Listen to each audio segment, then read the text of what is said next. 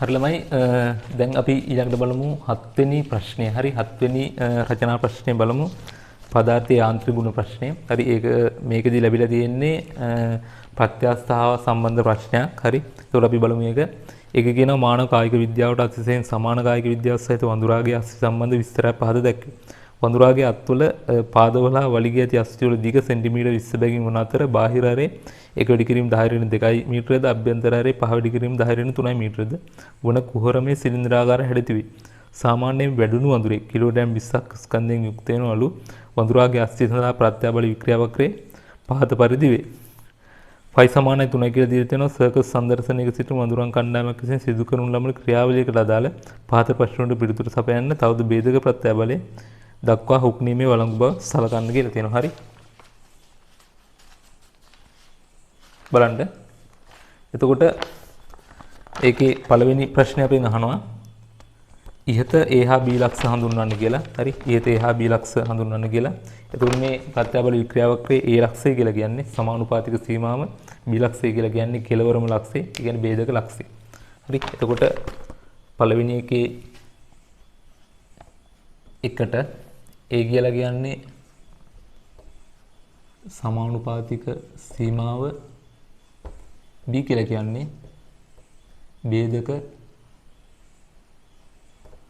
ලක්ෂය. හරි. B කියන්නේ ભેදක ලක්ෂය.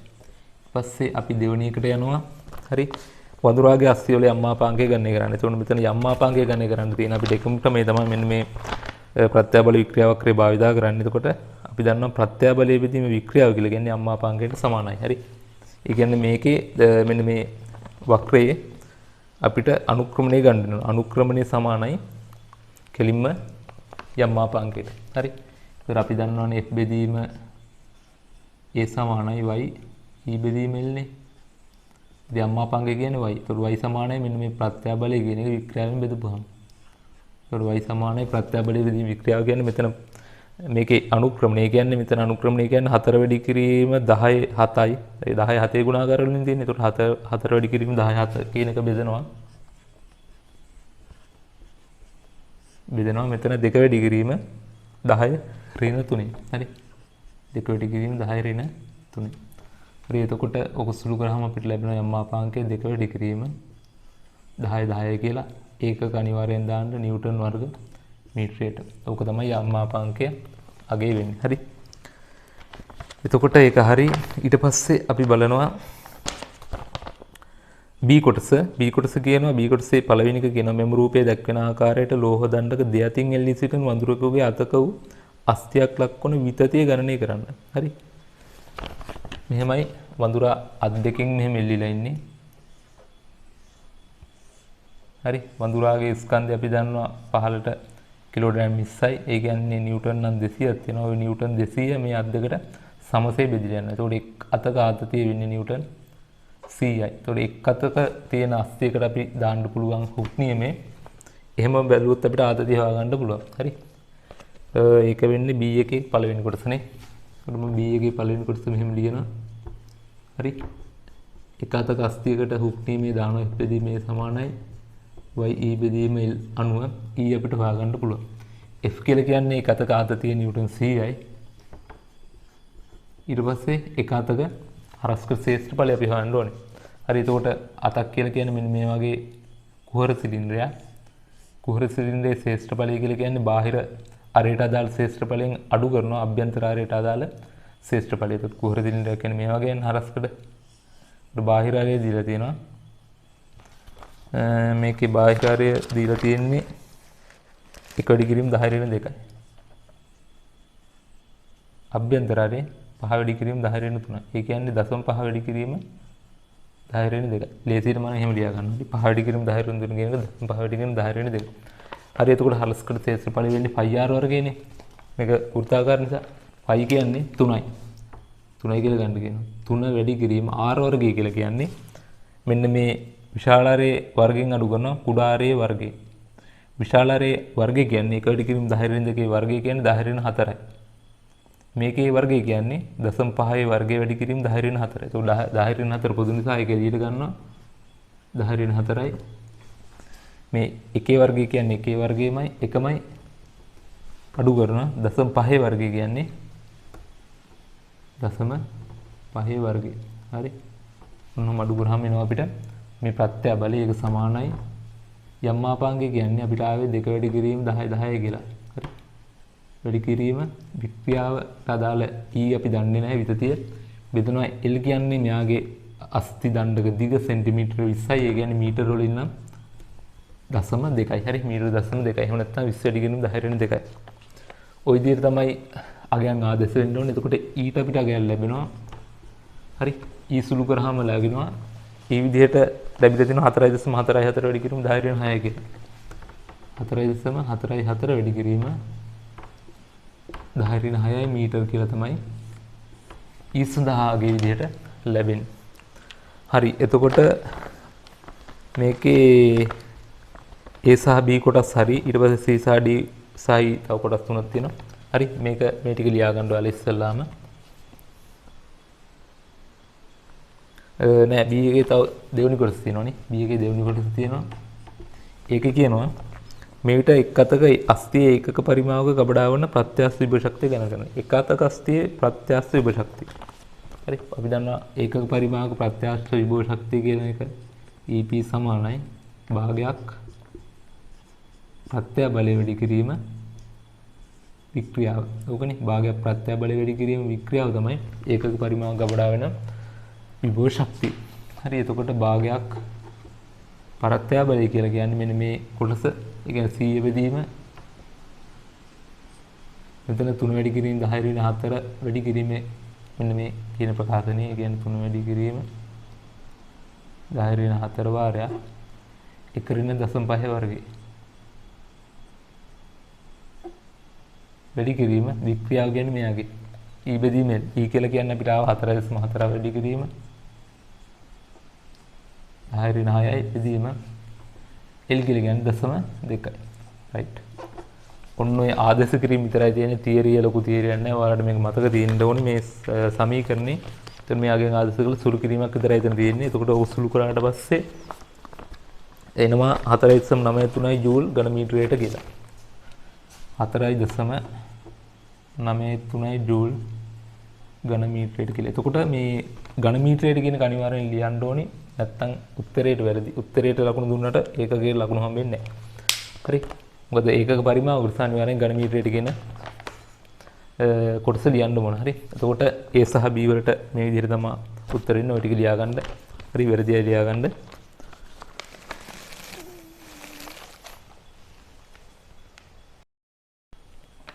හරි. මම එතකොට ඒ කොටස් ටික මකනවා.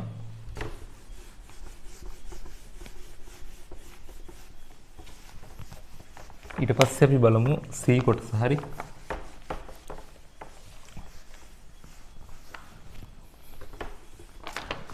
හරි. C කොටසේ කියන්නේ මෙන්න මේ වගේ සිද්ධියක්. දැන් රූපයේ පරිදි මේ වඳුරා වලිගෙන ලෝහ දණ්ඩේ එල්ලී සිටියේදී තවත් වඳුරෙක් රූපයේ පරිදි පළමු වඳුරා හා සම්බන්ධ වේ. මේ ආකාරයට අකණ්ඩව පහළට වඳුරන් සම්බන්ධ වේ නම් එක් වඳුරෙකුට දැරිය හැකි උපරිම වඳුරන් සංඛ්‍යාව ගණනය කරන්න. හරි. එතකොට වඳුරෙක් මේ විදිහට එල්ලීලා ඉන්නවලු වල්ගෙන්. එතකොට මේ වඳුරත් එක්ක තව පහළට හරි මේ විදිහට වඳුරන් සම්බන්ධ වෙනවලු. පහළට මේ විදිහට වඳුරු එන් සංඛ්‍යාවක් සම්බන්ධ වෙනවලු. හරි. එතකොට පහළට මේ වල්ගේ මත දෙන මුළු බර වෙන්නේ මෙන්න මේ වඳුරෝ එන් සංඛ්‍යාව සහ මේ වඳුරාගේ බර. එතකොට මේ වඳුරත් ඉන්නවනේ මෙතන. එතන ඔක්කොම වඳුරු ඉන්නවා n දන එක ප්‍රමාණයක්. හරි. එල්ලෙන වඳුරු ප්‍රමාණය n. ඒක තමයි අපෙන් අහන්නේ වඳුරන් කීයක් දරා ගන්න පුළුවන්ද කියලා. එතකොට මෙයාගේ ස්කන්ධයක් තියෙනවනේ. එතකොට එයා එක වඳුරෙක්. එතකොට මුළු වඳුර ඒ කියන්නේ මේ වල්ගේ මත දෙන මුළු බර වඳුරන් n දන එක සංඛ්‍යාවක බරක් යෙදෙනවා. හරි. n දන එකක්. එතකොට දැන් මේ වල්ගේ අස්තිය බිඳෙන්නේ නැතුව එල්ලිලා ඉන්න බෑ. හරි. දරාගත හැකි උපරිම වඳුරන් සංඛ්‍යාව කියන්නේ මේ අස්තිය බිඳෙන්නේ නැතුව යාට දරා ගන්න පුළුවන් උපරිම වඳුරන් සංඛ්‍යාව. හරි. එතකොට මේකදී අපිට මේ අස්තියට අදාළ ભેදක ප්‍රත්‍යාබලයේ මේ ප්‍රත්‍යාබල වික්‍රියා වක්‍රයෙන් ගන්න පුළුවන්. ભેදක ප්‍රත්‍යාබලය කියලා කියන්නේ මෙන්න මේ B ලක්ෂයට අදාළ ප්‍රත්‍යාබලය. එතකොට B ලක්ෂයට අදාළ ප්‍රත්‍යාබලය කියලා කියන 6 වැඩි කිරීම 17. ભેදක ප්‍රත්‍යාබලය වෙන්නේ 6 වැඩි කිරීම 17ක්. හරි. ඒ කියන්නේ බලය බෙදීම වර්ග බලයනේ ભેදක ප්‍රත්‍ය බලය කියන්නේ ඒක සමානයි 6 වැඩි කිරීම 10 7. ඒතර ඊට වඩා ප්‍රත්‍ය බලයන් මේ වර්ගයකට දරා ගන්න බෑ. හරි. එතකොට මෙතන බලය කියලා කියන්නේ මේ F කියලා කියන්නේ මේ වඳුරන් සියල්ලේම බර. ඒ කියන්නේ මොකද වඳුරන් සියල්ලේම බරනේ මේ වර්ගය මතය දෙන්නේ. එතකොට ඒ කියන්නේ වර්ගය හැදිලා තියෙන අස්තියේ හරස්කඩ ශ්‍රේෂ්ඨ බලය. හරි. එතකොට මේ හරස්කඩ ශ්‍රේෂ්ඨ බලයෙන් මේ ප්‍රත්‍ය බලය වැඩි කරාට පස්සේ අපිට ලැබෙනවා මේ වඳුරන් සියල්ලේම බර. හරි. ඒක මම W කියලා ගත්තොත් W සමානයි මේ 6 වැඩි කිරීම 10 7 කියන එක වැඩි කරන්න ඕන අස්තියේ ශ්‍රේෂ්ඨ බලය. ශ්‍රේෂ්ඨ බලය කියලා කියන්නේ අපි කලින් හෙවුවා වගේම 3 වැඩි කිරීම කියන්නේ පයි r වර්ගයනේ. 1 ඍණ 0.5 වර්ගය වැඩි කිරීම 10 ඍණ 4යි කියලා අපි අරේ කලින් ගණනය කරා. හරි. එතකොට ඕක තමයි අපිට ලැබෙන W වගේ වෙන්නේ. ඒ කියන්නේ සියලුම වඳුරන්ගේ බර වෙන්නේ. එතකොට ඕක සමානයි අපි n ධන 1 g කියලා ගන්න පුළුවන්. හරි. එතකොට W සමානයි 15ට n ධන 1 වැඩි කිරීම එක වඳුරෙක්ගේ බර නිව්ටන් 200යි. හරි. නිව්ටන් 200යි. කිලෝග්‍රෑම් 20යිනේ. එතකොට ඕක සමාන කරන්න පුළුවන් W මේක ආදේශ කරලා 6 වැඩි කිරීම 10 7 වැඩි කිරීම 3 වැඩි කිරීම 1 ඍණ 0.2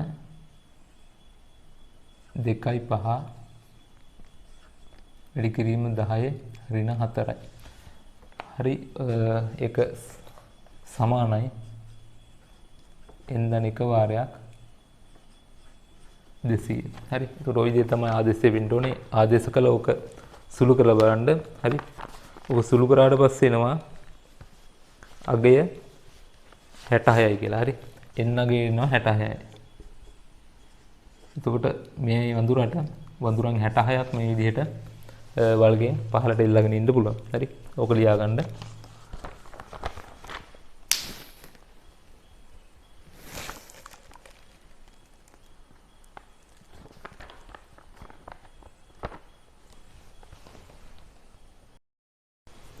හරි. අපි ඊළඟට බලමු D කොටස.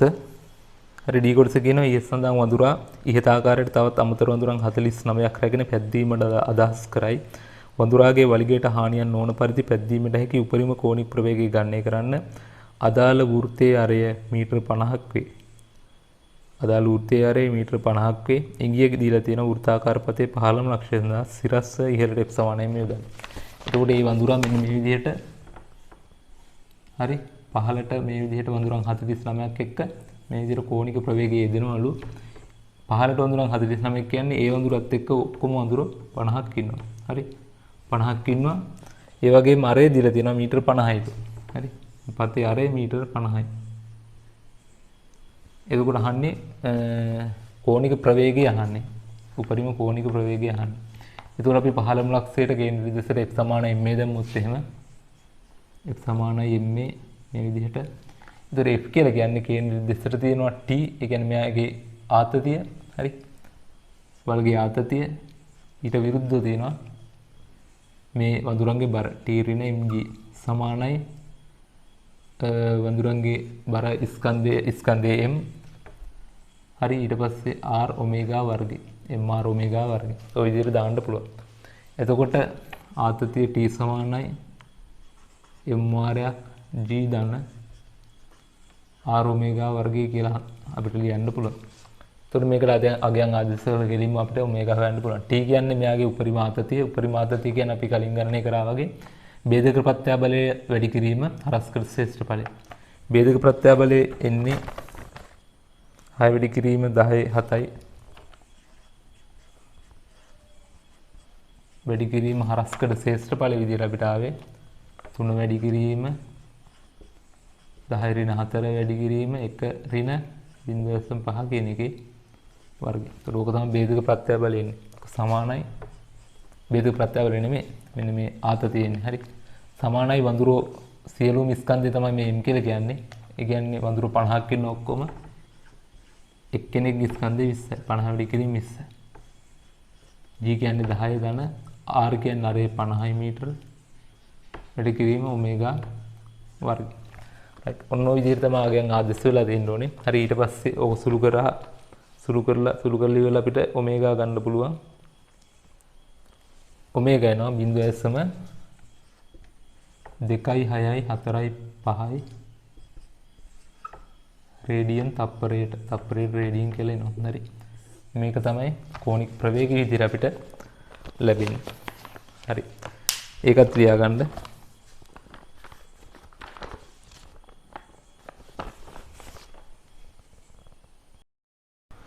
හරි ඊළඟට බලමු ඊ කොටස. හරි ඊ කොටස කියනවා මෙම රූපයේ දක්වා ඇත්තේ බිම සිටින වඳුරෙකුගේ දෙයක් මතට ඉහළ සිට වඳුරෙකු ප්‍රතිදවන ආකාරයයි.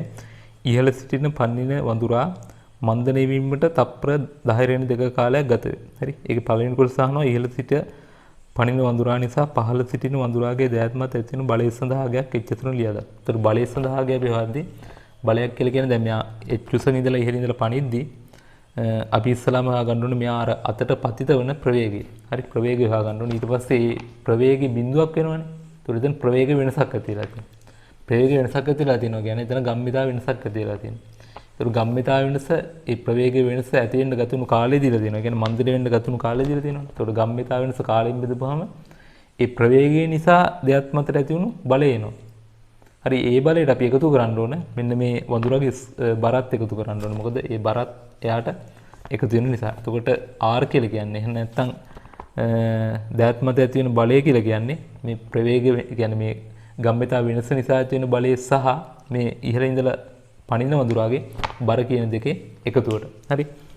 එතකොට අපි දෑත් මත ඇති වෙන බලය F කියලා ගත්තොත් එහෙම F සමානයි මේ ඉහළ ඉඳලා පනින වඳුරාගේ බර mg එකට එකතු වෙන්න ඕන ගම්මිතා වෙනස නිසා ඇති වෙන බලය. ඒ කියන්නේ m v mu බෙදීම t. ඕක එකතු වෙන්න ඕනේ. හරි. ඒකට f සමානයි mg කියලා කියන්නේ 200යිනේ.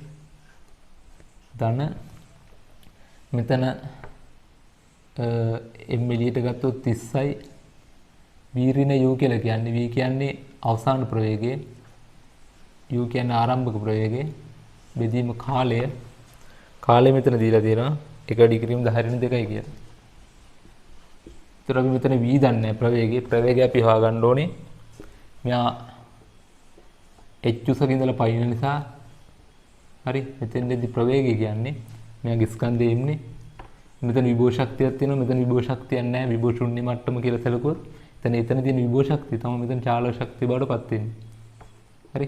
චාලක ශක්තිය බවට පත් වෙන්නේ. එතකොට ආරම්භයේදී විභව ශක්තිය mgh සමානයි වඳුරාගේ දෑත මතදී ශක්තිය තියෙන්නේ චාලක ශක්තිය විතරයි. භාගයක් mv වර්ගය. එතකොට m time සුළු වෙලා v සමානයි 2යි gh වල මූල කියලා අපිට ලැබෙනවා. ඒතකොට ඕක මේකෙන්ද ආදේශ කරන්න පුළුවන්. ඒතකොට අපිට h වලින් ප්‍රකාශනයක් ගන්න පුළුවන්. හරි f සමානයි 200 ධන මෙතන 10 උඩට ගියාම 2000 වෙනවා. 2000 වාරයක් මෙතන v ඍණ බිඳුව කියන්නේ v මයි. v කියන්නේ මෙන්න මේක 2යි gh වල මූල. ඕක තමයි එන්නේ h අසුරෙන් බලය සඳහා ප්‍රකාශනයට. හරි. ඕනනම් මේ 2යි g කියන එකට උන්නම් වාට 10න් වැඩි කරලා 20 කියලා දාගන්න. 20යි h. හරි 20යි h වල මූල. ඕක තමයි බලය සඳහා ප්‍රකාශනය එන්නේ. හරි. ඊට පස්සේ අහනවා දෙවෙනි කොටසේ අහනවා පහළ සිටින වඳුරාගේ දෙපා වලට හානි නොවන පරිදි ඉහළ සිටින වඳුරාට පැනිය හැකි උපරිම උස ගණනය කරන්න. රයිට්. එතකොට පහළ සිටින වඳුරාගේ දෙපා වලට හානි වෙන්න නැත්නම් ඒත් අර ભેදක ප්‍රත්‍යාබල ඉක්මවලා දෙන්න බෑ. හරි. එතකොට ભેදක ප්‍රත්‍යාබල ඉක්මවලා දෙන්න බැයි නම් දැන් දෙපා කියන්නේ එතන පාද දෙකක් තියෙනවනේ. හරි. එතකොට එක පාදයකට තියෙන අස්තියකට දරා ගන්න පුළුවන් ප්‍රත්‍යාබලයේ දෙගුණයක් තමයි පාද දෙකෙන්ම දරා ගන්න පුළුවන් වෙන්නේ. හරි. ඒකෝර අපිට එක පාදයකට දරාගත හැකි උපරිම බලය අපිට හොයාගන්න පුළුවන් ભેදක ප්‍රත්‍යාබලය වැඩි කිරීම ශ්‍රේෂ්ඨ ඵලය අපි කලින් හොයාගත්තා. එතකොට ඒ වගේ දෙකක් තමයි ඒ පාද දෙකම දරාගන්නේ. හරි. එතකොට මේ දරා ගන්න බර සමානයි පහළ සිටින වඳුරාගේ බරයි මේ ඉහළ සිටින වඳුරා පැනපු නිසා ඇති වෙන මෙන්න මේ බලයේ දෙකේ එකතුව. හරි පැහැදිලිද? එතකොට ඒ බලය අපිට හොයාගන්න පුළුවන් දෙක වැඩි කරනවා දෙවෙනි කොටස හරි දෙක වැඩි කිරීම ප්‍රත්‍යා බලය කියලා කියන්නේ ભેදක ප්‍රත්‍යා බලය කියලා කියන්නේ මෙතන 6 වැඩි කිරීම 10 7යිනේ 10 7යි ඕක වැඩි කරන හරස් කළ ශ්‍රේෂ්ඨ ඵලය කියන්නේ 5 r වර්ගය කියන්නේ 1 ඍණ 0.5 කියන එකේ වර්ගය වැඩි කිරීම 10 ඍණ 4. ඕක තමයි පහළ සිටින වඳුරාට දරාගත හැකි උපරිම බලය වෙන්නේ. ඇයි අපි මෙතන දෙකෙන් වැඩි කරේ? එක අස්තියකට දරා ගන්න පුළුවන් බර තමයි මෙන්න මේ අගේ එන්නේ. අපි කලින් හෙව ඒ වගේ අස්ති දෙකක් තියෙන නිසා, ඒ කියන්නේ කකුල් දෙකක් තියෙන නිසා අපි ඒක දෙකෙන් වැඩි දරා ගන්න පුළුවන් උපරිම බර එන්නේ මේ අගේ. ඒක සමානයි පහළ සිටින වඳුරාගේ ස්කන්ධයත් අපි එකතු කරන්න ඕනේ. ඒ කියන්නේ ස්කන්ධනේ බර එකතු කරන්න ඕනේ. ඒ කියන්නේ 200යි නිව්ටන්. ඒකට එකතු කරනවා මෙන්න මේ ඉහළ ඉඳලා පනින වඳුරා නිසා පහළ වඳුරා මත ඇති වෙන බලය සඳහා ලැබෙන ප්‍රකාශනය අපි එකතු කරන්න ඕනේ. කියන්නේ 200 ධන 2000 වාරයක්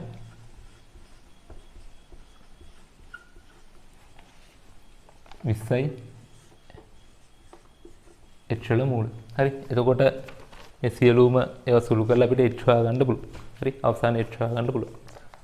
එතකොට h සමානයි එච්චනවා 8.84 මීටර කියලා. හරි. මීටර කියලා. එතකොට උපරිම මීටර 8.84ක ඉඳලා වඳුරට පයින්න පුළුවන්. එතකොට දැන් මෙතනදී අපි දෙවෙනි අවස්ථාවේදී බලය විතරක් සැලකුවේ. එතන ඒ බලයේ අර ඉහළ ඉඳලා පනින වඳුරාගේ බරත් එකතු වෙලා තියෙනවා. හරි. ඒක නිසා වෙනම ඉහළ ඉඳලා පනින වඳුරාගේ බර එකතු කරන්න අපිට අවශ්‍ය නැහැ.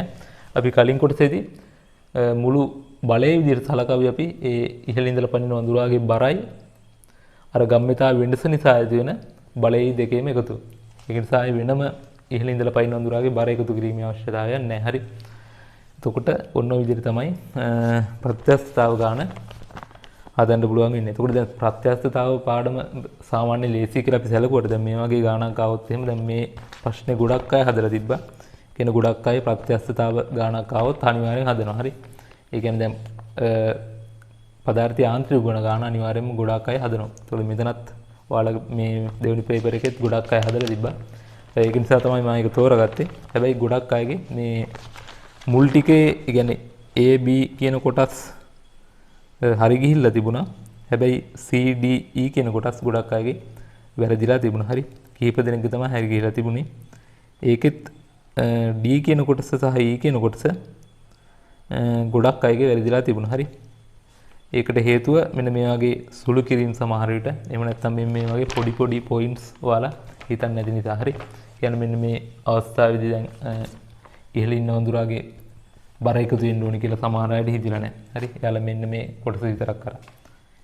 ඔන්න ඔය වගේ පොඩි පොඩි මිස්ටේක් ඉඳලා සම්පූර්ණ ලකුණු අහිමි වෙන්න පුළුවන්. හරි. එතකොට පදාර්ථ යාන්ත්‍රික ගුණ ප්‍රශ්නේ ওই විදිහට තමයි අපි සාකච්ඡා කරන්නේ. හරි.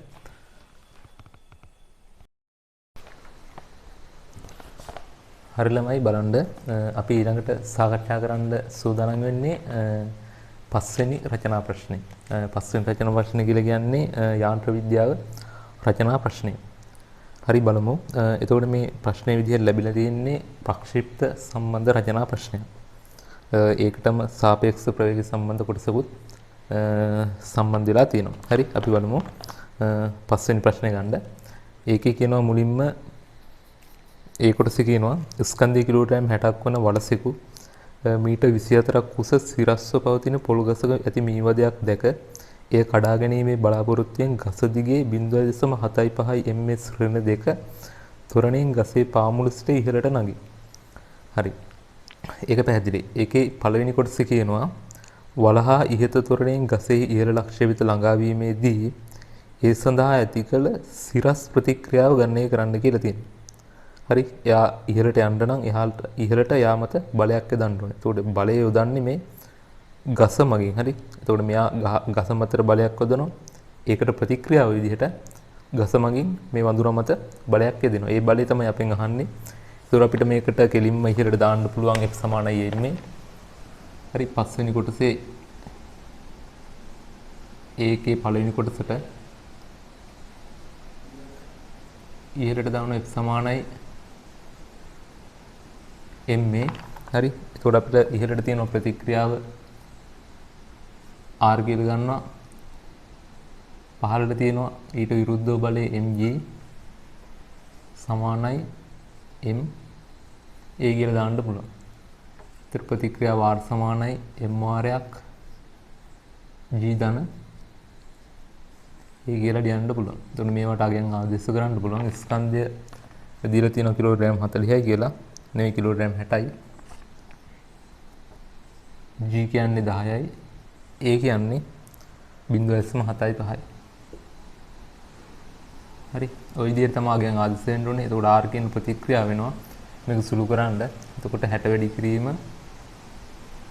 10.75යි කියලා එනවා. හරි. එතකොට R සමානයි පිළිතුර විදිහට එනවා ඔයාලට 645 නිව්ටන් කියලා. නිව්ටන් 645යි. හරි. පළවෙනි එක හරි. ඊට පස්සේ අපි බලමු දෙවෙනි එක.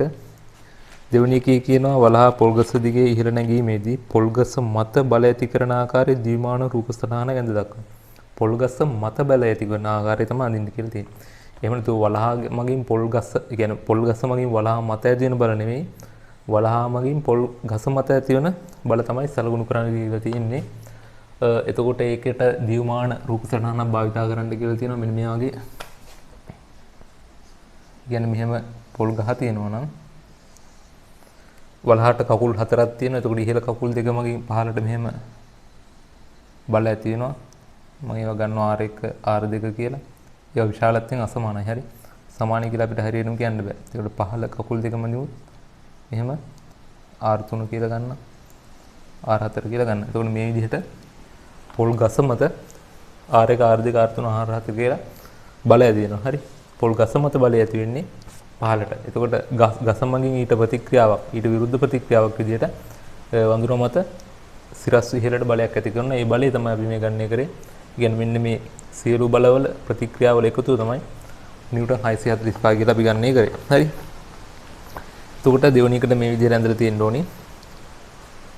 තුන්වෙනි එක අහනවා වලහා ගසේ ඉහළම ලක්ෂයට ළඟා වීමේදී ප්‍රවේගය ගණනය කරන්න. හරි. සියලු මගයන් දීලා තිනවා.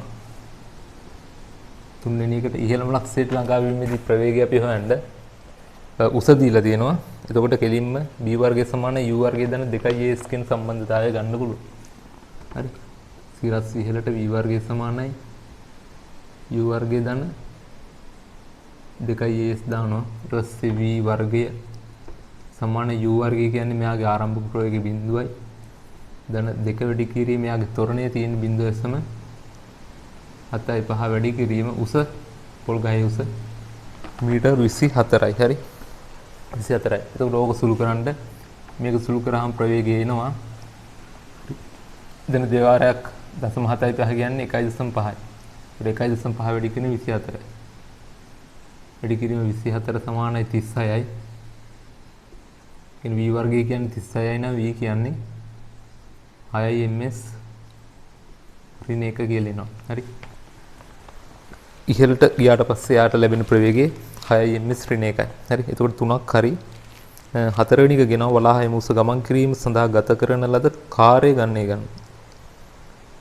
කරන ලද කාර්ය ගණනය කරන්න. හරි. එතකොට කාර්ය කියලා කියන්නේ දැන් වලහා ගස පාමුලෙද්දි මෙහෙම ගහ තියෙනවා නම් හරි. ගස පාමුලෙද්දි මෙයාගේ විභව ශක්තිය අපි මෙන්න මේ මට්ටම 0යි කියලා ගත්තොත් විභව ශක්තිය 0යි කියලා ගත්තොත් විභව 0 මට්ටම කියලා ගත්තොත් මෙයාට ආරම්භයේදී ප්‍රවේගයකුත් නැහැ. ඒ කියන්නේ චාලක ශක්තිය බිඳුවයි බිමදී. විභව ශක්තියත් බිඳුවයි. ඒකට ආරම්භයේ ශක්තිය බිඳුවයි මෙතෙන්ද ගියාට පස්සේ ශක්තිය අපි හොයා ගන්නවා. ඒතකොට ශක්ති වෙනස එනවනේ අපිට. අන්නේ ශක්ති වෙනස තමයි මේ වලහා කරන්න ඕන කාර්යයට සමාන වෙන්නේ. හරි. එයා කරන කාර්යය තමයි මෙතන එයා ශක්තිය විදිහට ගබඩා වෙන්නේ. එතකොට මෙයා ඉහළම ලක්ෂයට ගියාට පස්සේ එයාට තියෙනවා චාලක ශක්තිය. එයාට ප්‍රවේගයක් තියෙනවනේ. චාලක ශක්තියක් තියෙනවා. එතකොට ඉහළම ලක්ෂයේ ඉන්න නිසා විභව ශක්තියකුත් තියෙනවා. හරි. එතකොට ඒ චාලක ශක්තිය විභව ශක්තිය එකතුව තමයි මෙයාට මෙතනදී තියෙන සම්පූර්ණ ශක්තිය වෙන්නේ. ඒතකොට මේ ශක්තිය තමයි මෙයා කාර්ය විදිහට කරන්න ඕනේ. හරි. එතකොට හතරවෙනි එක මෙහෙම ලියන්න පුළුවන්. කල යුතු මුළු කාර්යය W කියලා ගන්නම්. ඒක සමානයි එයාගේ චාලක ශක්තිය භාගයක් mv වර්ගයේ ධන mgh කියන විභව ශක්තිය එකතු. හරි. භාගයයි m වාරයක් v වර්ගයේ ධන මෙතන නම් gh කියලා ගන්න බුල. එතකොට ඔකට අගයන් ආදේශ කරන්න තියෙන්නේ භාගය වැඩි කිරීම ස්කන්ධය කියන්නේ 40යි b වර්ගය කියන්නේ 36යි. i වර්ගය කියන්නේ 36යි. ධන gh කියන්නේ g කියන්නේ 10යි h කියන්නේ 24යි කියන්නේ 240යි. right. ඔක සුළු කරන්න. ඔක සුළු කරාට පස්සේ එනවා මුළු ශක්තිය එනවා 15480 ජූල් කියලා. හරි. ජූල් 15480 ශක්තියක් මෙයා කාර්යයක් සිදු කළ යුතුයි. හරි. 15480 තමයි එන්නේ උත්තරේ විදියට. හරි. එතකොට ඒ කොටසේ 1 2 3 4ම හරි 5 කියනවා. පස්වෙනි කොටසේ කියන්නේ ඒ සඳහා අවශ්‍ය ශක්තිය වලහා සපයාගන්නේ කෙසේද කියලා අහනවා. අපි මීට කලින් පේපර් එකේදී සාකච්ඡා කරද්දිත් ඔයාලට මතක ඇති අර බ්‍රහ්මණ පුටුවේ ශිෂ්‍යයා ඒ ළමයා බ්‍රහ්මණය වෙද්දී අත් මෙහෙම දිගාරින්න හකුලන්න අවශ්‍ය ශක්තිය කොහොමද ලබා ගන්න කියලා ආවට පස්සේ අපි උත්තර විදිහට ලිව්වේ එයා ලබා ගන්න ආහාරවල තියෙන රසායනික ශක්තිය තමයි එයා ලබා ගන්න කියලා. හරි. එතකොට මෙතනත් එහෙමයි. වලහාට වෙන කිසිම බාහිර ශක්තියක් ලැබෙන්නේ නැහැ. එයා ශක්තිය ලබා ගන්න එයාගේ ගන්න ආහාරවල තියෙන රසායනික ශක්තිය තමයි එයා මේ විදිහට කාර්ය කරන්න යොදා ගන්න. හරි. එතකොට ලියවෙන්න ඕනි වලහා ලබා ගන්න ආහාරවල තියෙන රසායනික ශක්තිය මේ ආකාරයෙන් ලබා ගන්නවා කියලා ලියන්න ඕනේ. හරි. එතකොට පස්වෙනි එකට ඒක තමයි උත්තරේ එන්නේ. හරි. එතකොට ඒ කොටස හරි. ඊට පස්සේ අපි යනවා B කොටසට. හරි. ඒ කොටස ඔයාලගේ වැරදි ඒවා තියෙනවා නම් මේ ටික ලියා ගන්න. හරි. වැරදි ඒවා තියෙනවා නම් මුලින්ම ලියාගෙන ඉන්න.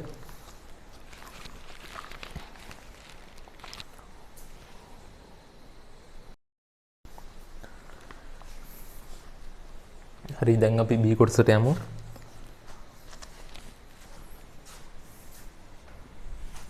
මේ ටික මකනවා.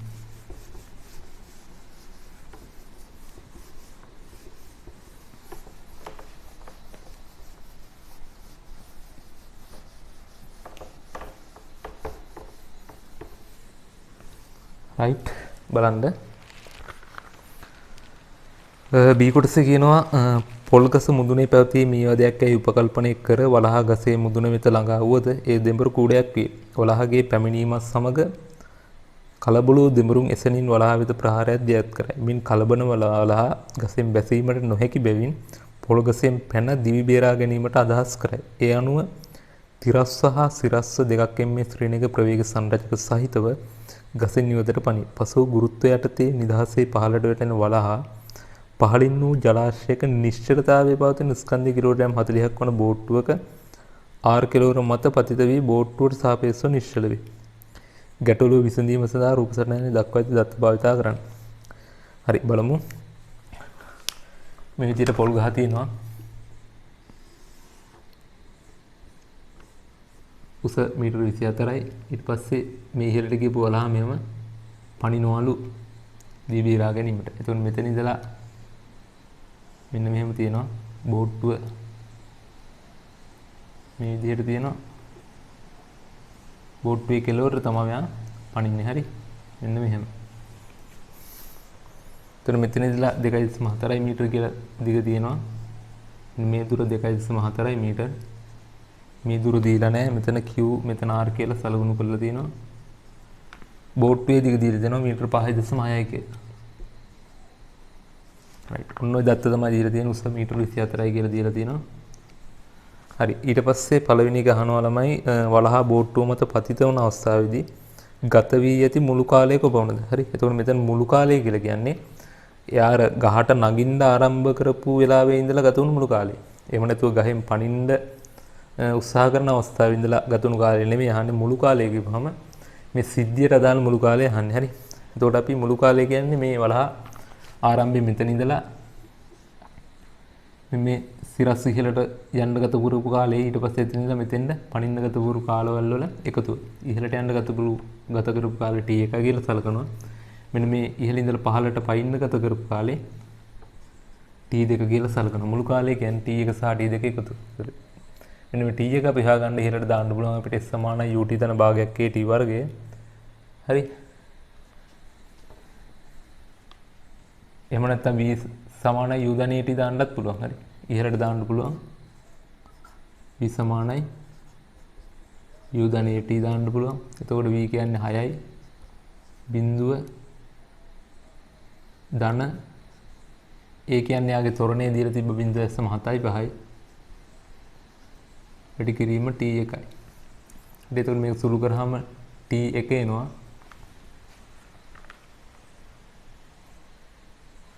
t1 සමානයි 6 බෙදීම බිඳුව s 7යි 5 සමානයි 6 බෙදීම බිඳුව s 7යි 5 කියන්නේ 4න් 3යි කියන එක. 4න් 3 කියන්නේ 4 ඉහළට ගියාම 6 වරක් 4 24යි 24 බෙදීම 3යි කියන්නේ තප්පර 8යි කියලා එනවා. හරි. t1 කියන්නේ තප්පර 8යි. ඉහළට යන්න ගත්තන කාලේ තප්පර 8යි. ඊට පස්සේ අපි t2 හොයාගන්න ඕනේ. ඉහළින් ඉඳලා පහළට දානවා s සමානයි ut ධන භාගයක් kt වර්ගය. පහළට s සමානයි ut ධන භාගයක් at වර්ගය දැම්මා. පහළට තියෙන s අපි දිශාව සලකන්නේ පහළට. ඒතකොට පහළට තියෙන විස්ථාපන 24යි සමානයි ut කියන්නේ ආරම්භක ප්‍රවේගය. එතකොට මෙයාට සිරස්ව තියෙනවා 2ක් ms ඍණ 1 ආරම්භක ප්‍රවේගයක්, තිරස්ව තියෙනවා 2ක් ms ඍණ 1ක ආරම්භක ප්‍රවේගයක්. ඒතකොට ඉහළට සිරස්ව තියෙන නිසා අපි සලකන්නේ සිරස්ව පහළට නිසා. ඒතකොට ආරම්භක ප්‍රවේගය ඍණාගයක් තමයි එන්නේ. ඒතකොට ඍණ 2යි t 2 කියලා ඔහොම ලියන්න පුළුවන්. ධන භාගයක් වැඩි කිරීම ත්වරණය කියන්නේ ගුරුත්වය යටතේ චලනය වෙන නිසා 10යි වැඩි කිරීම t2 වර්ගය. හරි. ඔය විදිහට සුළු කරන්න පුළුවන්. එතකොට මේක මෙතන 24 කියන්නේ 12 සමානයි. මම ඔක්කොම දෙකෙන් බෙදනවා. ඍණ t2 ධන මෙතන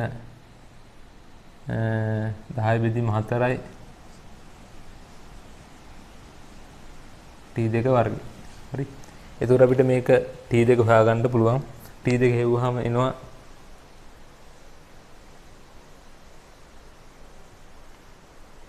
දෙකයි සම 4යි තප්පර කියලා. හරි. තප්පර 2යි සම 4යි කියලා එනවා.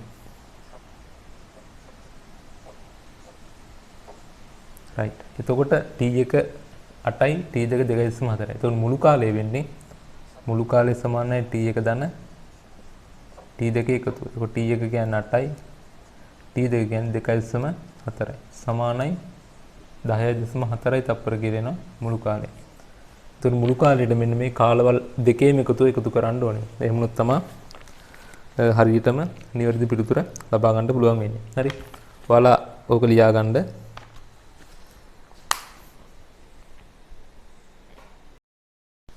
හරි. ඊළඟ කොටස බලන්න. ඊළඟ කොටසේ කියනවා මේ දෙවෙනි කොටසේ වලහාගේ චලිතය ආරම්භයේ සිට බෝට්ටුව මත පතිත වීම දක්වා සිරස් චලිතය සඳහා ප්‍රවේග කාල හා ත්වරණ කාල විස්තර ඇඳ දක්වනවා. සිරස් චලිතය සඳහා විතරයි අපිට සලකන්න කියලා තියෙන්නේ. ප්‍රවේග කාලයි ත්වරණ කාලයි. හරි. එතකොට දෙවන කොටස මෙතනින් අඳිනවා ප්‍රවේග කාල සහ ත්වරණ කාල. මෙන්න ප්‍රවේග කාලයක මෙන්න ත්වරණ කාලයක. හරි.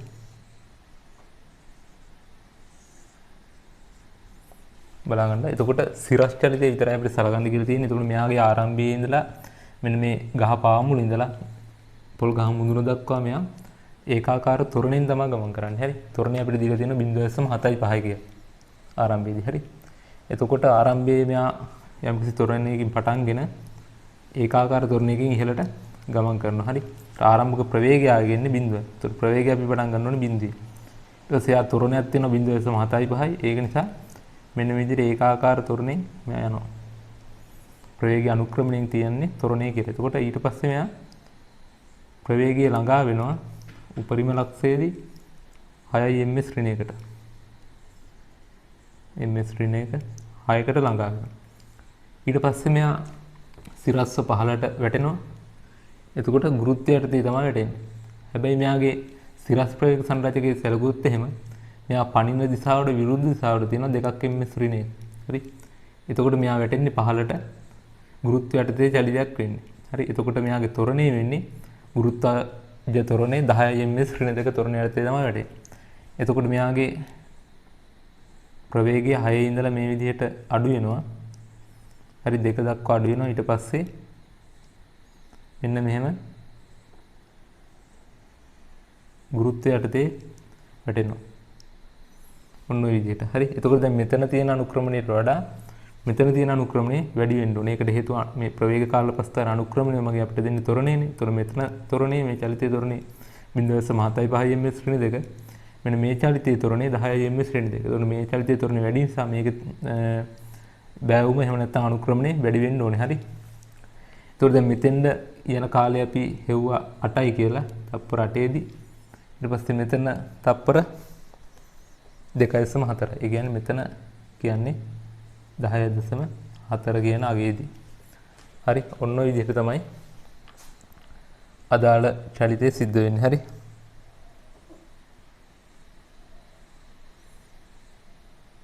මෙතනදී තමයි 10.4 වෙන්නේ. right. එතකොට ඒ යන්දේ ප්‍රවේග කාල පස්සාර ඊළඟ ත්වරණ කාල පස්සාර යන්දුත් ඒක ලේසි. මෙතන ඉඳලා මෙතෙන් ඒකාකාර ත්වරණින් මෙහා යනවා. ඒ ත්වරණයේ අගේ ඉන්නේ 0.75. හරි. ඊට පස්සේ එයාගේ ඍණ ත්වරණයක් තියෙන්නේ මේ පැත්තට. ඒක 10යි ms ඍණ දෙක. ඒක ඒකාකාර ත්වරණය මෙහෙම ඒකත් යනවා. හරි. මේක අගේ වෙන්නේ 10යි ms ඍණ දෙක. මේක 0.7යි ms ඍණ දෙක. හරි. ඔය විදිහට තමයි ප්‍රවේග කාල ප්‍රස්ථාරයේ ත්වරණ කාලයේ ප්‍රස්ථාරයේ ඇඳලා තියෙන්න ඕනේ. හරි. ඒකත් ඔයාලා ඇඳ ගන්න ඇඳේ නැත්තම් ඊට පස්සේ කියනවා QR දුර ගණනය කරන්න කියලා. හරි. QR දුර කියලා කියන්නේ මෙන්න මේ දුර ගණනය කරන්නලු.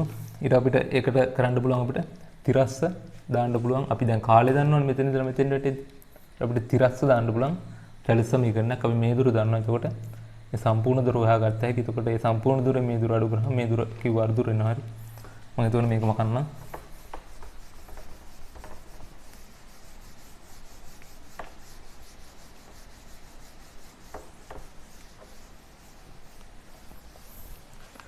එතකොට තුන්වෙනි කොටසට QR දුර ගණනය කරන්න තිරස් චලිතයට දානවා මේ පැත්තට. දැන් තිරස් ත්වරණයක් නැහැ නේ, ඒකාකාර ප්‍රවේගයක් තියෙන්නේ. හරි. ඒ කියන්නේ මේ ප්‍රක්ෂිප්තයක චලිතයක තිරස් අතර අපි දැම්මොත් ත්වරණයක් නැහැ. ඒකට අපිට තිරස් s සමානයි ut ධන භාගයක් at දැම්මොත් භාගයක් at වර්ගයේ ත්වරණයේ බිඳුව නිසා මේ භාගයක් at වර්ගයෙන් බිඳුවක් වෙනවා. s සමානයි ut දාන්න පුළුවන්. u කියන්නේ තිරස් අතර තියෙන ප්‍රවේගය 2 ms ඍණ 1. එතකොට මුළු දුර s සමානයි 2 වැඩි කිරීම මෙතන ඉඳලා ඉතින් වැටෙන්න යන කාලේ අපි හොවල් තප්පර 2.4යි කියලා.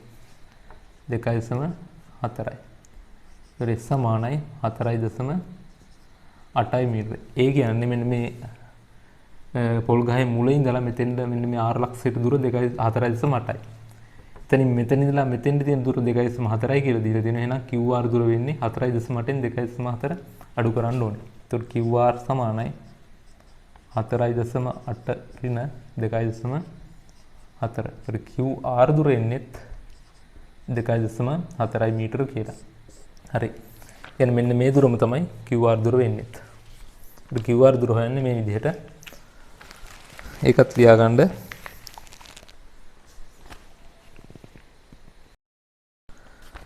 ඊළඟට බලමු. ඊළඟට කියනවා C කොටසට අපි යනවා. C කොටසේ පළවෙනි එක කියන්නේ බෝට්ටුව හා ජලය අතර ඝර්ෂණ බල ක්‍රියාත්මක නොවේ නම් වලහා බෝට්ටුව මත පතිත වී බෝට්ටුවට සාපේක්ෂව නිශ්චල වූ විට එම පද්ධතියේ පොදු ප්‍රවේගය සොයන්නේ. හරි. බෝට්ටුව හා ජලය අතර ඝර්ෂණ බලයක් ක්‍රියාත්මක වෙන්නේ නැළු වලහා බෝට්ටුවට පතිත වෙලා බෝට්ටුවට සාපේක්ෂව නිශ්චල වෙනවලු. පද්ධතියේ පොදු ප්‍රවේගය අහන්නේ. හරි. එතකොට අපි පොදු ප්‍රවේගය අහන්න වලහා දැන් මෙහෙම පයින්නවනේ. ඒතකොට වලහාට තිරස් අතර දිනව දෙකක් ms ඍණ එක තොරණේ තියෙනවා මෙතෙන්ට වැටෙද්දි. හැබැයි ආ පැනපු ගමන් මේ 2 ms ඍණ එක තොරණේ බිඳුව වෙනවා. ඒ කියන්නේ ආ නිශ්චල වෙනවා. එතකොට අපි මේ බෝට්ටුව සහ වලහා කියන පද්ධති දෙක තනි පද්ධතියක් විදිහට සැලකුවොත් එහෙම අපිට රේඛීය ගම්මිතා සංස්ථිතියේ දාන්න පුළුවන්. අපි දාන දිශාව තමයි තිරස් දිශාවේ චලිතය සලකලා. හරි. ඒතර අපි බලමු.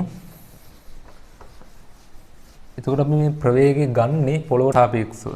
හරි පොළොවට පේස් ප්‍රවේගය තමයි අපි මෙතන සලකන්නේ. පොළොවේ ඉඳලා පුද්ගලයෙක් බලද්දි එයාට පේන ප්‍රවේගය තමයි සලකන්නේ. හරි. එතකොට පොළොවට සාපේක්ෂව ප්‍රවේගය සලකද්දි මේ පද්ධතියේ ආරම්භක ප්‍රවේගය වෙන්නේ ආරම්භක ගම්මිතාව වෙන්නේ මෙන්න මේ බෝට්ටු නිශ්චය. එතකොට ආරම්භකට ගම්මිතාවය තියෙන මෙන්න මේ වඳුරට විතරයි. හරි. පද්ධතිය අපිට රේඛාගම්මිතා සංස්කෘතියේ දාන්න පුළුවන්. C1 තිරස්ස පද්ධතියේ M1 V1 සමානයි M2 V2. ආරම්භක ගම්මිතාවය කියන්නේ වඳුරාගේ ස්කන්ධය 60යි ප්‍රවේගය 2යි. සම පද්ධතිය අවසන් ගම්මිතාවය කියලා කියන්නේ මෙයා මේ ගන්නට පස්සේ පොදු ප්‍රවේගය අපි V කියලා සලකනවා. හරි පොදු ප්‍රවේගය V කියලා සැලකුවාට පස්සේ ස්කන්ධය කියන්නේ වඳුරාගේ සහ බෝට්ටුවේ ස්කන්ධ දෙක එකතුව කියන්නේ 60 ධන 40යි. බෝට්ටු ස්කන්ධය 40යි. වැඩි කිරීම ප්‍රවේගය V.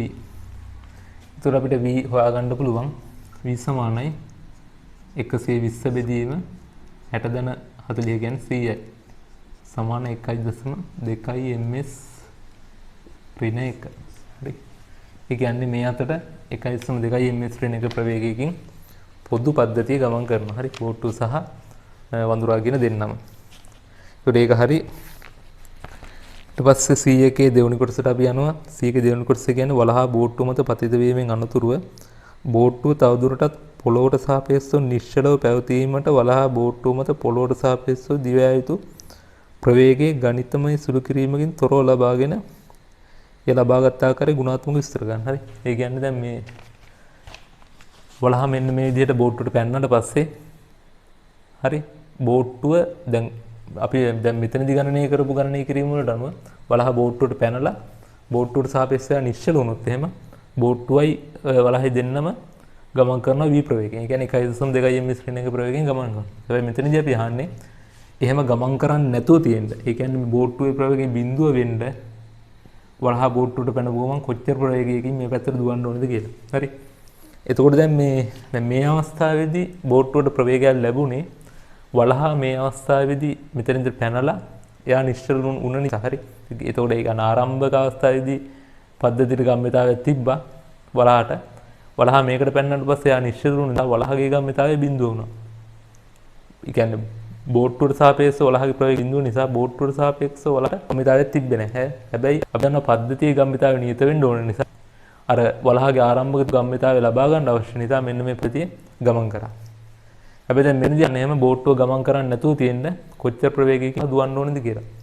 එතකොට දුවන්න ප්‍රවේගය තමයි දැන් වලහා යාගේ තිබ්බමිතාවේ දිගටම තියාගෙන හිටියොත් එහෙම කියන අඛණ්ඩව යා තියාගෙන හිටියොත් බෝට්ටුවට ගම්මිතාවය ලබා ගන්න ඕනේ නැහැ.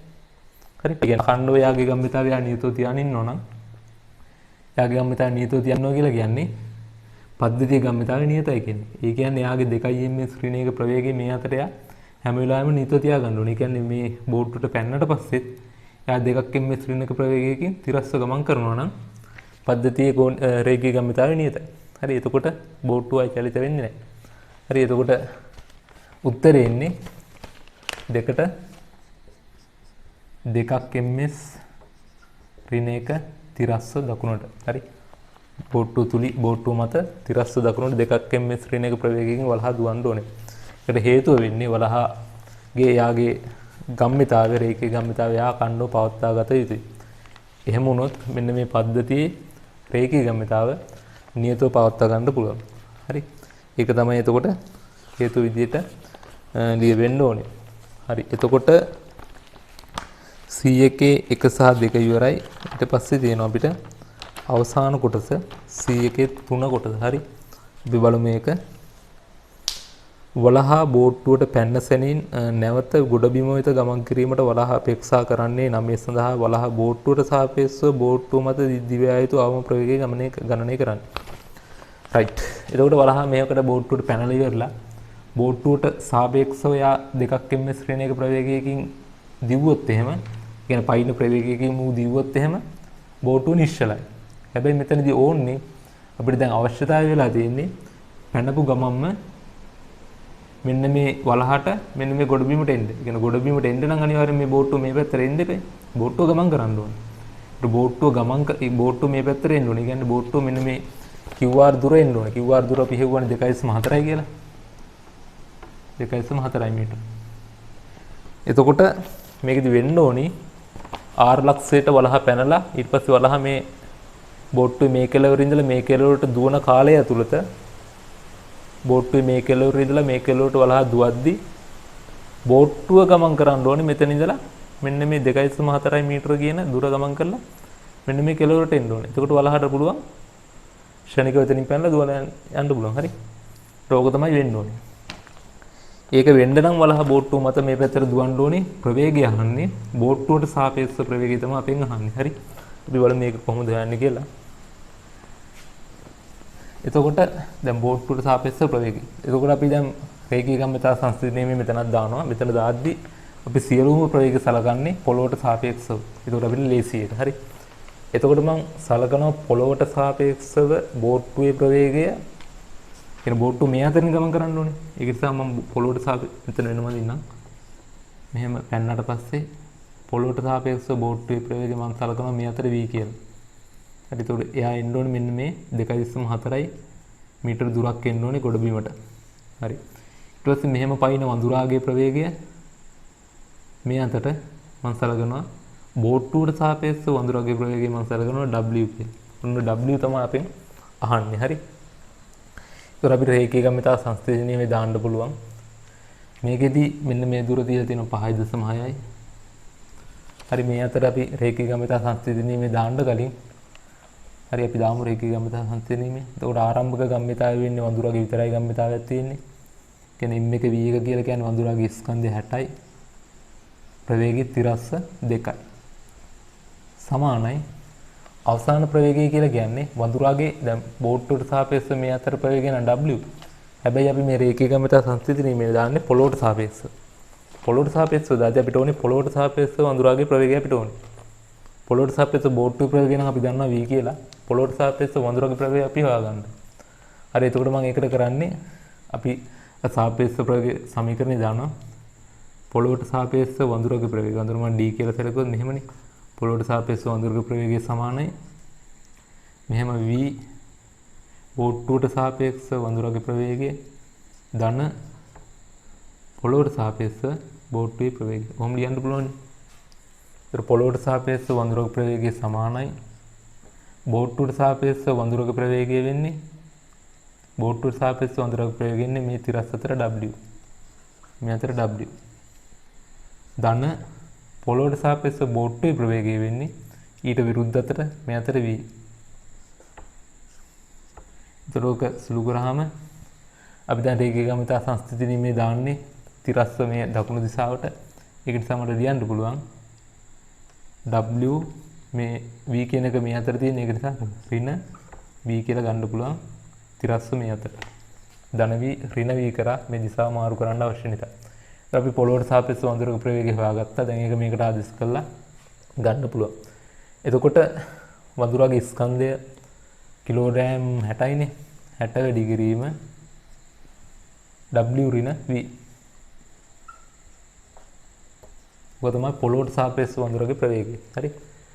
එතකොට මෙතන ඉඩ මදි වගේ මම ඒ නිසා මේ ටිකක් පහලින් ලියන්න. හරි.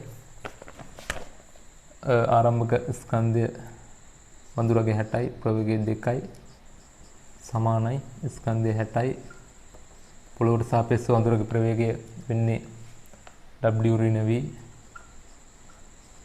ඊට පස්සේ අපි දැන් මේ අතරෙන් සැලකුවේ. ඊට පස්සේ ගම්මිතාවය දෙන්නේ බෝට්ටුවට. බෝට්ටුවේ ගම්මිතාවය අපි සැලකන්නේ බෝට්ටු ස්කන්ධය එකට එකතු කරන බෝට්ටු ස්කන්ධය කිලෝග්‍රෑම් 40 වැඩි කිරීම එයාගේ ප්‍රවේගය මේ අතර v.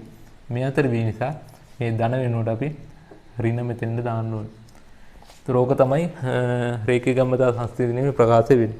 ඒතර අපි අපෙන් අහන්නේ w වගේ. ඒ කියන්නේ පොළොවට මේ බෝට්ටුවට සාපේක්ෂව වඳුරාගේ ප්‍රවේගය w වගේ තමයි අපෙන් අහන්නේ. හරි. ඒතර අපි w වගේ හොයාගන්න නම් මෙතන v දැනගන්න ඕනේ.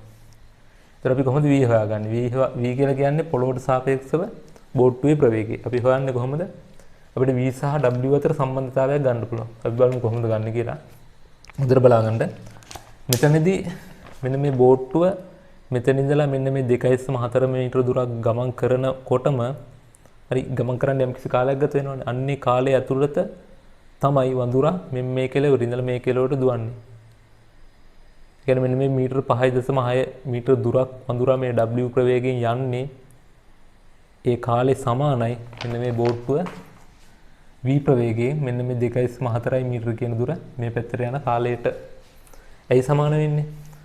මොකද බැරි වෙලාවත් බෝට්ටුවට මෙන්න මේ 2.4 මීටර දුර v ප්‍රවේගයෙන් ගමන් කරන්න යන කාලය ඒ වඳුරට මීටර 5.6 දුර w ප්‍රවේගයෙන් ගමන් කරන්න යන කාලයට වඩා වැඩි වුණොත් වඳුරා මේ වේගයෙන්ම ගිහිල්ලා වතුරට වැටෙනවා. එහෙම වුණොත් එයාට පොළොවට යන්න බෑ. ඒක නිසා මේ ප්‍රවේගයන් පවත්වා ගන්න ඕනේ මේ වඳුරා මෙන්න මේ කෙළවරට යද්දිම මේ බෝට්ටුව මේ කෙළවරට යන විදිහට. ඒතකොට මේ කාලයන් දෙක සමානයි. කාල සමාන කරන්න පුළුවන් අපිට සිම්පල් t කියලා ගත්තොත් අපි දන්නවා මෙහෙම ලියන්න පුළුවන් නේ. ප්‍රවේගයේ සමානයි විස්ථාපනය බෙදීම කාලය අනුව කාලය සමානයි විස්ථාපනය බෙදීම ප්‍රවේගය. ඒතකොට මෙයාගේ විස්ථාපනය බෙදීම ප්‍රවේගය සමානයි මෙයාගේ විස්ථාපනය බෙදීම ප්‍රවේගය. මෙයාගේ විස්ථාපනය කියන්නේ 5.6යි. එයාගේ ප්‍රවේගය w සමානයි මෙයාගේ විස්ථාපනය කියන්නේ 2.4යි. එයාගේ ප්‍රවේගය v. ඕක තමයි සම්බන්ධතාවය වෙන්නේ. ඒකට අපිට v වෙනුවට ගන්න පුළුවන් v සමානයි 2.4 බෙදීම 5.6 කියන්නේ 24 බෙදීම 56යි w කියලා ඔහොම ගන්න පුළුවන්. ඒකට මෙන්න මේ ප්‍රකාශය ආදේශ කරනවා මෙන්න මේ v තියෙන තැන් වලට. ඒකට මෙතන 120යි සමානයි 60 වාරයක්. හරි මෙතන ඕනනම් අපිට තව ටිකක් සුළු කර ගන්න පුළුවන් මේක. ඒතර අපිට මේ 120 නේ මම 20ෙන් බෙදනවා. 120 20ෙන් බෙදුවාම මෙතන 6යි. 6 සමානයි මෙතන 20ෙන් බෙදුවාම 3යි. w ඍණ v ඍණ මෙතන 2යි. 20ෙන් බෙදුවාම 2යි. එතකොට 6 සමානයි 3යි w ඍණ 3යි v ඍණ 2යි v. 6 සමානයි 3යි w ඍණ 3යි v ඍණ 2යි v කියන්නේ 5යි v. හරි 6 සමානයි 3යි w ඍණ 5 වැඩි කිරීම v කියන එකට අපි ආදේශ කරනවා මෙන්න මේ 56න් 24යි w කියලා. w. එතකොට 6 සමානයි 3යි w ඍණ මෙතන 24ට 8 ඒවා 3යි 56ට 8 ඒවා 7යි. ඒ කියන්නේ 7ෙන් 3යි. ඒතර 3 අර 5 15යි. 15 බෙදීම 7යි w කියලා. හරි. එතකොට මේක පොදු හරය ගත්තාම 6 සමානයි එතන 21 වෙනවා 15 7යි. එතන 21න් 15ක් අඩු වුණාම 6යි. 6යි w. හරි. එතකොට w සමානයි 6ට 6 සුළු වුණාම 7යි ms ඍණ 1 කියලා එනවා. හරි. එතකොට w ප්‍රවේගයේ 7යි ms ඍණ 1 කියලා එනවා. එතකොට ඔයාලට පැහැදිලි ඇති අපි එක කොහොමද ගත්තේ කියලා. ඒ කියන්නේ මෙයා මෙන්න මේ බෝට්ටුවට පැනලා වදුර 7යි ms ඍණ 1 ප්‍රවේගයෙන් මේ අතර දුවන්න ඕනේ. එහෙම වුණාම බෝට්ටුව මේ අතර ගමන් කරලා ගානට වඳුර මේ ආර්ලක්ස් ඉඳලා මෙන්න මේ කෙළවරට දුවද්දි බෝට්ටුව හරියටම මෙන්න මේ ගොඩ බිමට එනවා. එතකොට වඳුරට පුළුවන් ගොඩ බිමට පැන ගන්න. හරි. එතකොට ඒ ටික හරි. එතකොට පස්වෙනි රචනා ප්‍රශ්නේ මේ විදිහට අවසන් වෙනවා. ඔයාලා මේ ටික ලියා ගන්න. හරි.